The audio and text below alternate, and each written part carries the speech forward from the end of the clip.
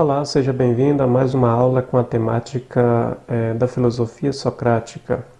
Vamos dar uma geral sobre essa temática, mostrando para vocês a importância do que foi o pensamento e a filosofia socrática dentro de Atenas e, sobretudo, para a juventude e para a sociedade ateniense.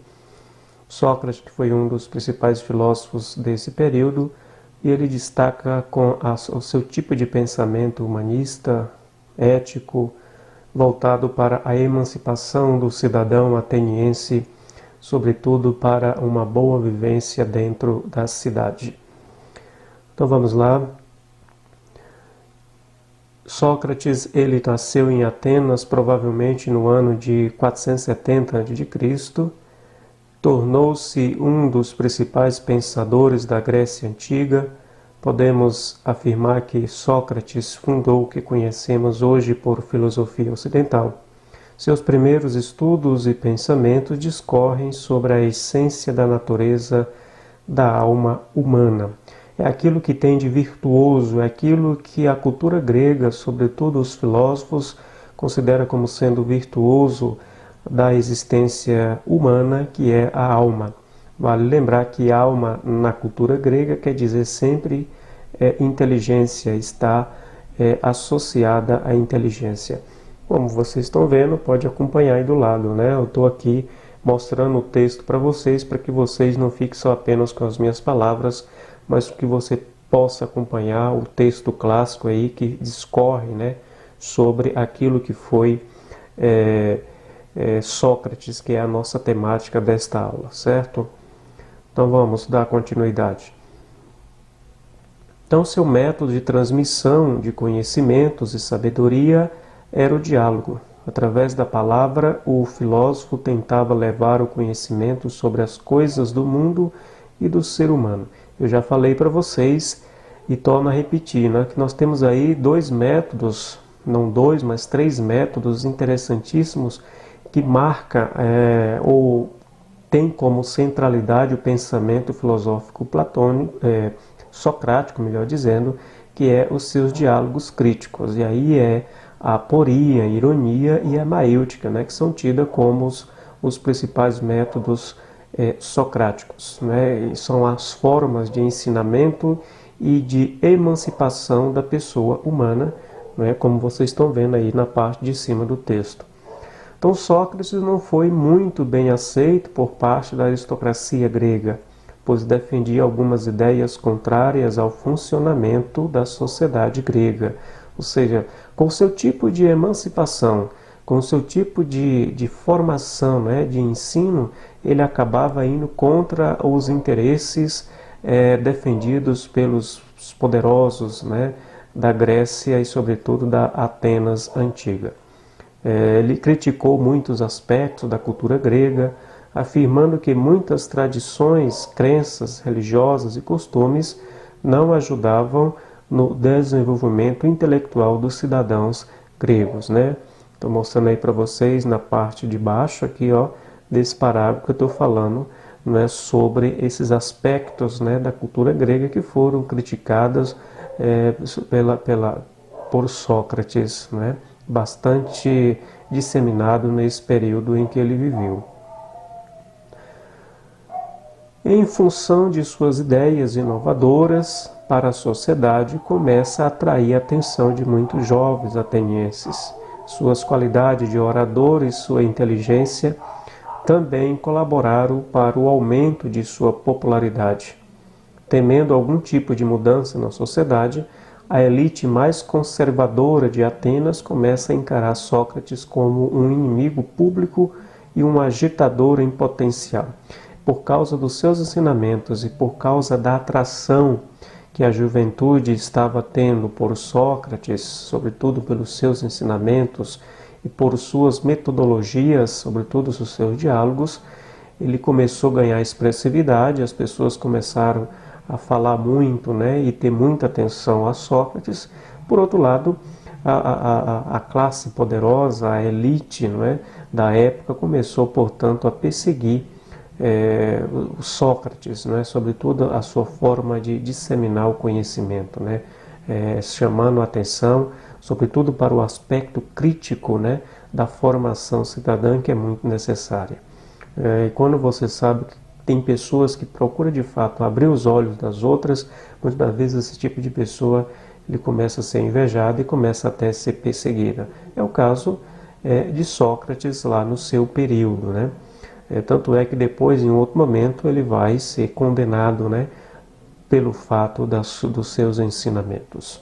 Ok? Sua estratégia na abordagem junto aos seus interlocutores era fazer perguntas como o que é a coragem, o que é o amor. Né? São perguntas voltadas para a condição da existência humana. Não por isso, não por acaso, o seu pensamento e a sua filosofia ela é tida como humanista. Ela é voltada para a pessoa humana, né? Para a sua condição. É um conhecer a si mesmo, né? Uma filosofia voltada, um pensamento voltado para o engrandecimento, né, da pessoa humana. E aí o Sócrates também é tido como aquele pensador que vai construir um tipo de filosofia voltado para a pessoa humana em si. Haja vista que tinha uma tradição que se preocupava com a origem do mundo, a origem das coisas, de onde a vida poderia ter vindo. Sócrates ele vai inaugurar um outro tipo de pensamento, este agora voltado para a figura humana e para a sua vivência socialmente. Então Sócrates não procurava encontrar nessas respostas apenas definições já existentes, como em dicionários, mas o que existia na essência desses conceitos, isto é, se a resposta fosse para a coragem, quais atos de coragem compartilha e o que faz os corajosos.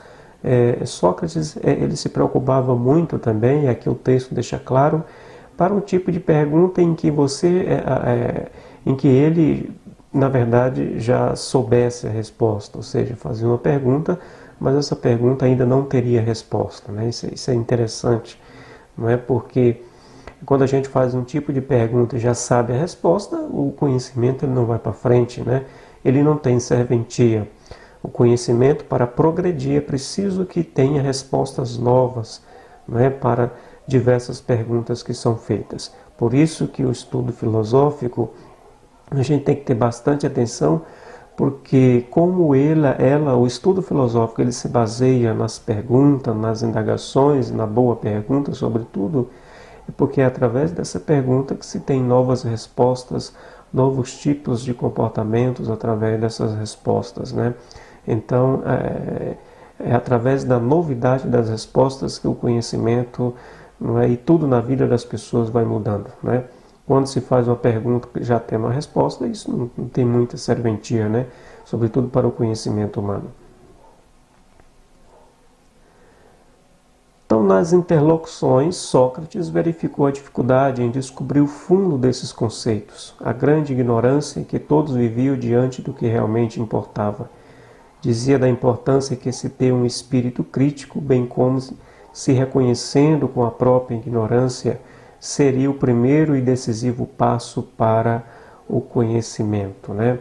Então, esse aqui é interessante, né? A gente quer saber se a pessoa realmente sabe alguma coisa, se ela de fato está por dentro do conhecimento, aprofunde com as interrogações, e aí você saberá, portanto, se as pessoas de fato estão preparadas, né? Elas estão de fato conhecendo aquilo que está vivendo, conhecendo os seus preceitos, aquilo que tem como valores. Muitas das vezes a gente acha que conhece as coisas, muitas das vezes a gente acha que está vivendo algo que é importante e acaba que não é tanto, né? Não tem muita serventia para a nossa vida, porque a gente não sabe muito bem o significado dos conceitos, né? Das vivências que a gente tenta pôr em prática em nossas vidas. Então Sócrates, nesse aspecto, ele se lança como um dos principais pensadores humanísticos, né, para a formação humana. Eu penso que quando a gente se atém à formação humana, todas as demais realidades elas ganham, né, porque um cidadão bem informado, bem consciente daquilo que é a vida, daquilo que é a sua função dentro do espaço, dentro do universo, ele pode respeitar todos, né, todas as realidades. Agora, um ser humano que foi educado dentro de uma realidade egoísta e não conhecendo bem os conceitos, certamente se tornar um cidadão não muito participativo no sentido de engrandecimento. Então, aprendemos com Sócrates, então essa é a temática socrática, ele se preocupava muito com a vivência dos seres humanos, sobretudo na sua formação para a vida social, né? A gente precisa muito aprender a viver socialmente, né? A gente tem que se dar conta que nós não somos seres sozinhos no mundo, a gente precisa ter sempre, a gente vive rodeado de pessoas, né? E a gente precisa ter um grande respeito em todos os sentidos para com as pessoas, sobretudo para com a vida das pessoas.